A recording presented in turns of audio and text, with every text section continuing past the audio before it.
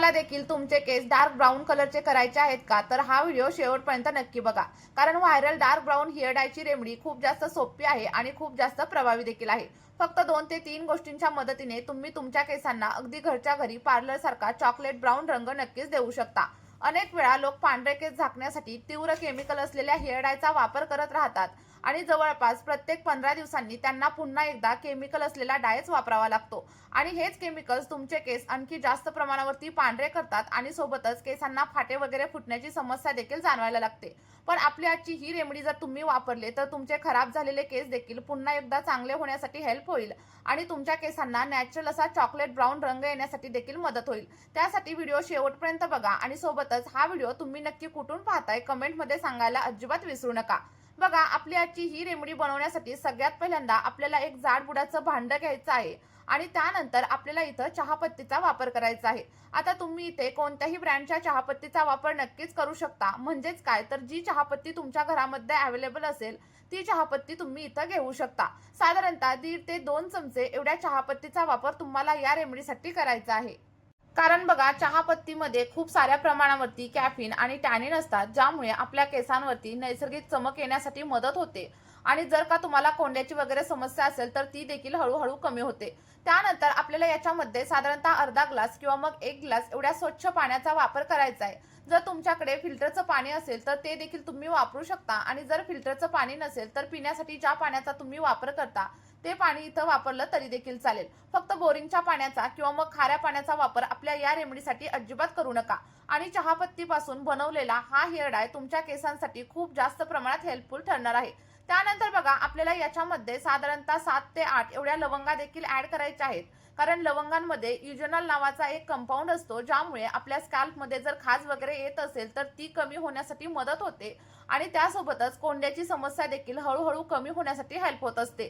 लवंगा ऍड केल्याच्या नंतर आपल्याला सगळं काही पाणी अगदी व्यवस्थित असं मिक्स करून घ्यायचं आहे आणि तुम्ही इथं बघू शकता अगदी चहापत्ती ऍड केल्याच्या नंतरच पाण्याचा कलर किती जास्त प्रमाणावरती चेंज झालेला आहे आणि हाच कलर तुमच्या केसांवरती चॉकलेट ब्राऊन कलर देण्यासाठी हेल्प करणार आहे. आता बघा, हे सगळं काही पाणी आपल्याला गॅसवरती ठेवायचं आहे आणि लक्षात ठेवा, गॅसची फ्लेम हाय वगैरे अजिबात ठेवू नका. कारण हे सगळं काही पाणी आपल्याला अगदी लो फ्लेमवरती किंवा मग मीडियम फ्लेमवरती व्यवस्थित असं बॉईल करून घ्यायचं आहे. कारण तुम्ही हे जितके मध्यम आचेवरती आणि व्यवस्थित असं शिजवून घ्याल तेवढा छान असा रिझल्ट तुम्हाला तुमच्या केसांवरती मिळणार आहे.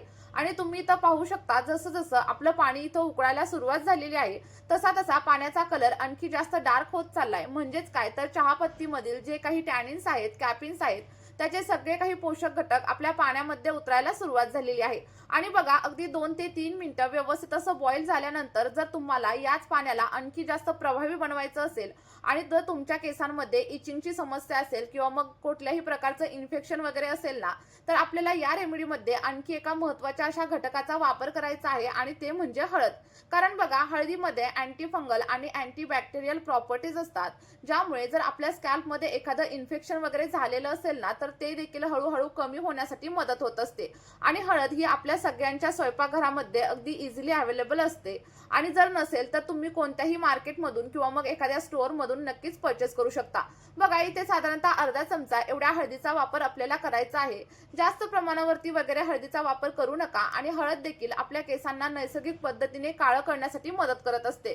कारण हळदीमध्ये कर्क्युमिन नावाचा एक घटक असतो, ज्यामुळे आपले पांढरे झालेले केस देखील हळूहळू काळे होण्यासाठी मदत होते. आणि बघा, जो काही डाय आपण इथे आज रेडी करणार आहोत तो पूर्णपणे केमिकल फ्री आहे, त्यामुळे याचे कोणतेही साईड इफेक्ट आपल्या केसांवरती अजिबात होणार नाहीयेत. तुम्ही अगदी या डायचा वापर लहान मुलांसाठी देखील नक्कीच करू शकता. फक्त एक गोष्ट लक्षात ठेवायची, कमीत कमी 5 वर्षांच्या वरील मुलांसाठीच या डायचा वापर करायचा आहे.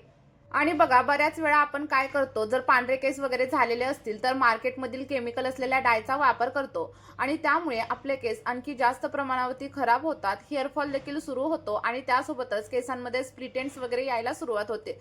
पण जर तुम्ही हा केमिकल फ्री हेअर डायचा वापर केला तर तुमच्या सगळ्या केसांच्या समस्या कमी होणार आहेत.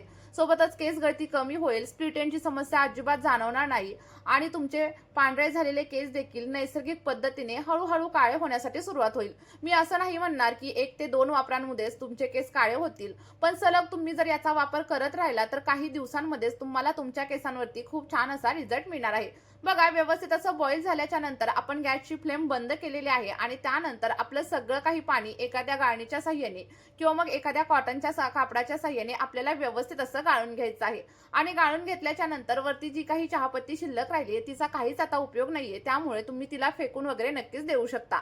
आणि बघा जर तुम्ही मी सांगितलेल्या पद्धतीनेच आपला हा डाय रेडी केला तर तुम्हाला 100% असे रिझल्ट मिळणार आहेत.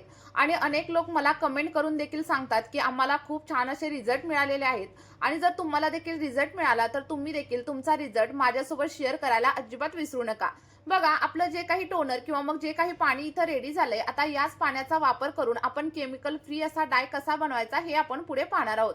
पण जर तुम्हाला या पाण्याचा वापर असा देखील तुमच्या केसांवरती करायचा असेल तर तुम्ही नक्की करू शकता.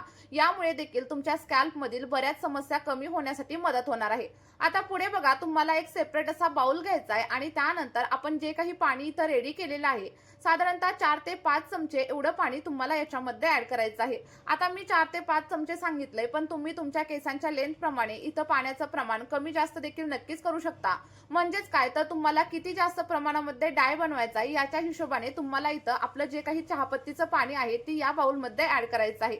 मी थोड्याशा प्रमाणावरतीच केलंय कारण मला पांढऱ्या केसांची वगैरे समस्या अजिबात नाहीये. आणि बघा त्यानंतर आपल्याला साधारणतः 3 ते 4 चमचे एवढी हिना म्हणजेच मेहंदी पावडरचा वापर या रेमेडीसाठी करायचा आहे.